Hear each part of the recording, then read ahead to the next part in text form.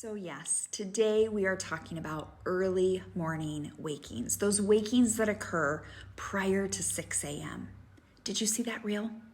If you consistently start your day prior to 6 a.m., this solidifies those early morning wakings, right? If your baby wakes prior to 6, you want to pretend it's midnight, right? They don't know the difference between 5 a.m. and midnight. Treat it just like it's midnight. Okay, you're gonna keep it dark, you're gonna keep stimulation low, you're gonna do exactly what you would do if it was midnight.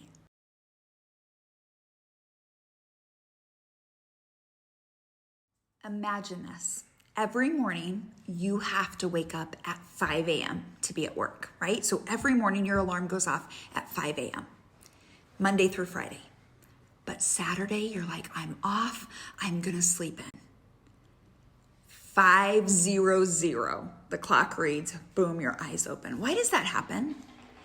It's because our bodies are set in the circadian rhythm. Our bodies are used to waking up at that time. Now you and I, we can shut our eyes and go, it's Saturday, I'm going back to sleep. But for our babies, the same thing happens. If we start our day prior to 6 a.m., their little circadian rhythm gets used to that. They don't have a drive to go, hey, it's Saturday, I'm gonna go back to sleep. They're up for the day.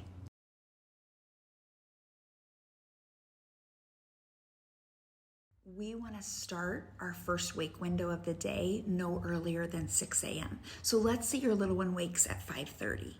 We don't wanna start that wake window until 6 a.m. That's when we turn on the lights, we start our day, then we give a full wake window and then have the first nap. Otherwise, what we're doing is we're solidifying those early morning wakings. Our baby just treats it like an extension of night sleep when there isn't that full wake window.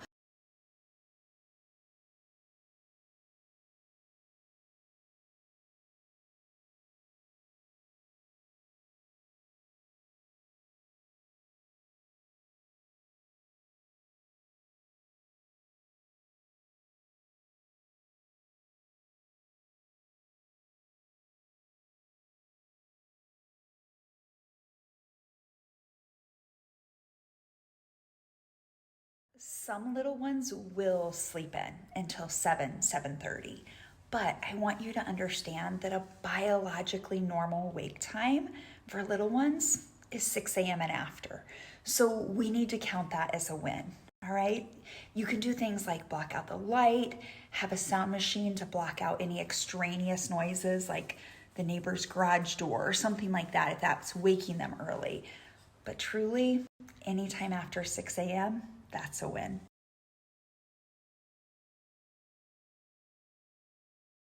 Keeping them up later rarely results in a little one sleeping later. And here's why. When we keep them up later, they're more likely to be overtired. And guess what happens when we're overtired? We have night wakings and we wake up earlier the next day.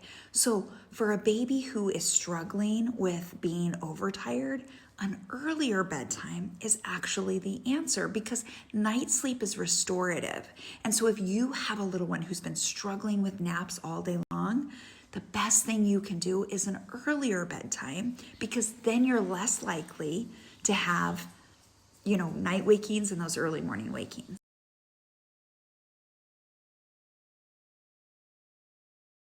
If you're struggling, I want you to know I can help you. My class for 5 to 24-month-olds, we dive in deep to those early morning wakings, and you have a plan to resolve them. So I just want you to know it doesn't have to be a continuous struggle.